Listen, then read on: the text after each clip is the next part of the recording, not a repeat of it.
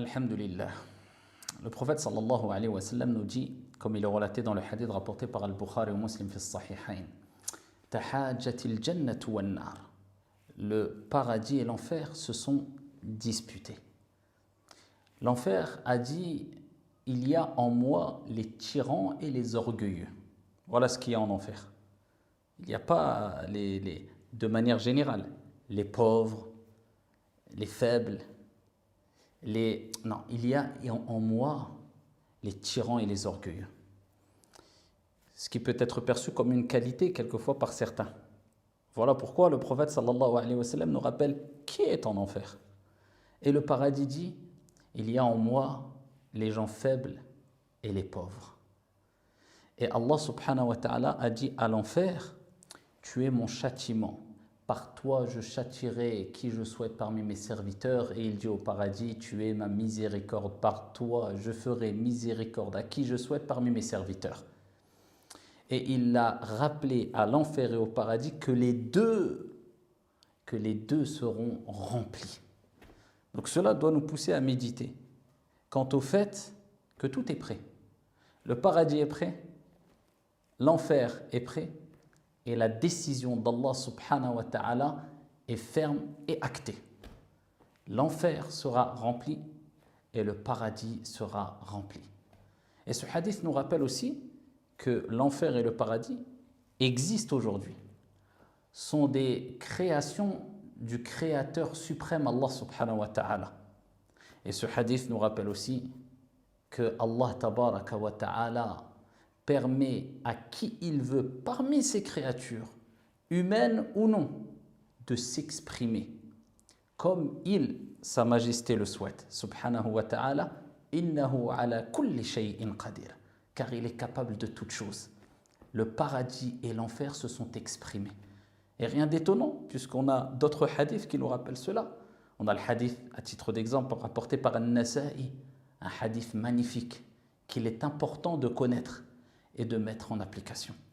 Le prophète sallallahu alayhi wa sallam dans ce hadith, il nous dit Man sa'ala Allah al-jannata thalatha marrat qalat al-jannah Allahumma adkhilhu al-jannah wa man istajara min an-nar thalatha marrat qalat an-nar Allahumma ajirhu min an-nar. Allah. Le prophète alayhi salatu wa sallam nous rappelle que le paradis s'exprimera.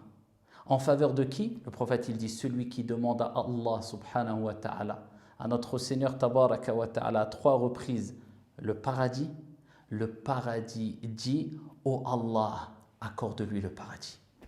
Et celui qui cherche protection contre l'enfer à 3 reprises, l'enfer dit ô Allah, préserve-le de l'enfer. Voilà pourquoi il est important de faire cette invocation chaque jour dans nos prosternations, entre l'adhan et l'iqama, lorsque nous sommes vraiment concentrés, en implorant notre Seigneur, nous levons les mains et nous disons Allahumma adkhilni al-jannah, Allahumma adkhilni al-jannah, Allahumma adkhilni al-jannah, Allahumma ajirni minan nar, Allahumma ajirni minan nar, Allahumma ajirni minan nar. Ou même en français, oh Allah, fais-moi entrer dans ton paradis, oh Allah, accorde-moi ton paradis, oh Allah, accorde-moi ton paradis, à 3 reprises, afin que le paradis dise Allah, accorde-lui le paradis. Et chercher protection auprès d'Allah Azza wa Jal contre l'enfer à 3 reprises afin que l'enfer dise « Oh Allah, préserve-le de l'enfer ». Et ce hadith nous rappelle une chose essentielle, c'est que la vraie force n'est pas chez les tyrans et n'est pas forcément chez les personnes puissantes et riches et encore moins chez les orgueilleux. Wallahi, la vraie force, elle est chez les faibles. Quand je parle de faiblesse, je parle d'une certaine faiblesse apparente qui en fait est une vraie force. Car le vrai fort, ce n'est pas celui qui terrasse les gens, comme le prophète sallallahu alayhi wa sallam nous dit dans un hadith, c'est-à-dire qui extériorise sa force. Non, c'est celui qui contient sa force lorsqu'il est en colère. C'est pour ça qu'il y a des personnes, on les voit comme étant faibles, alors qu'au fond, ce sont eux les personnes fortes. Et l'enfer, quelque part, a montré quelque part sa fierté en disant « Chez moi, en moi, il y a les tyrans et les orgueilleux. » Cela nous rappelle qu'en général, on peut dire qu'en enfer, les habitants de l'enfer, ce sont les tyrans et les orgueilleux, wal'iyadhu billah. Les tyrans, ceux qui veulent mépriser les gens, qui se sentent supérieurs aux gens, qui veulent écraser les gens. Les orgueilleux, comme le prophète sallallahu alayhi wa sallam nous a informé lorsqu'il a décrit qu'est-ce que l'orgueil, batarul haqq wa ghamtun nas. Ce sont ceux qui ont refusé d'accepter la vérité. Ils méprisent les gens avec cela en plus. Ils agissent avec orgueil. Ils se prennent supérieurs. Ils se prennent pour je ne sais qui. Alors qu'ils restent des êtres humains faibles, qui ont été créés de terre et qui repartiront dans la terre. Mais non, ils ont pensé que c'était une vraie force et une qualité. Eh bien, cette qualité prétendue va faire qu'ils se retrouveront, wal'iyadhu billah, en enfer pour la plupart d'entre eux. Et le paradis a dit quoi? Eh bien, chez moi, il y a les faibles, Allah, et il y a les pauvres. Rien d'étonnant quand on sait que le prophète sallallahu alayhi wa sallam dans un hadith nous dit que les pauvres entreront 500 ans avant les riches au paradis. Et rien d'étonnant, surtout quand on sait que le prophète sallallahu alayhi wa sallam nous dit dans un autre hadith rapporté par An-Nasa'i, il nous dit que Allah subhanahu wa ta'ala ne va secourir cette communauté que par ses membres faibles, par leur invocation, leur prière et leur sincérité, rapportées par An-Nasa'i. Par les gens faibles. Donc ne pas croire que les gens faibles sont un poids, sont des gens à négliger, sont des gens à mépriser. La vraie force se trouve en eux. La réussite se trouve en eux.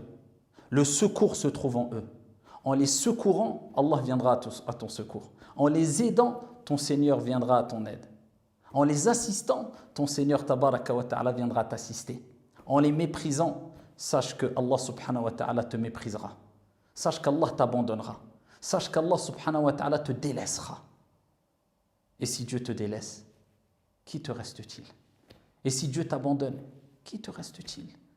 Donc on voit que la vraie force et la vraie réussite, elle n'est pas forcément dans le fait d'être supérieur, quelqu'un de supérieur vis-à-vis des gens ou aux yeux des gens ou plus riche ou... Non. Et pourquoi les pauvres entreront au paradis avant les riches? Et pourquoi dans le paradis, la majorité des habitants du paradis sont les pauvres? Oui, c'est le prophète qui le dit dans un hadith aussi. Fils Sahih, il dit la majorité des habitants du paradis sont les pauvres. Pourquoi? Parce qu'ils ont été comblés de beaucoup moins de bienfaits mondains que les riches. Donc forcément, logique, ils auront moins de comptes à rendre. Donc ils rentreront plus facile au paradis. Preuve en est qu'être riche, ce n'est pas un défaut, ce n'est pas un péché. À partir du moment où cette richesse ne te détourne pas du rappel de ton Seigneur, ne te pousse pas à t'enorgueillir vis-à-vis des gens, ne te pousse pas à écraser les gens, ne te pousse pas. Et en plus de cela, si tu fais du bien avec ta richesse, eh bien, ça sera une cause de ton entrée au paradis, Inch'Allah.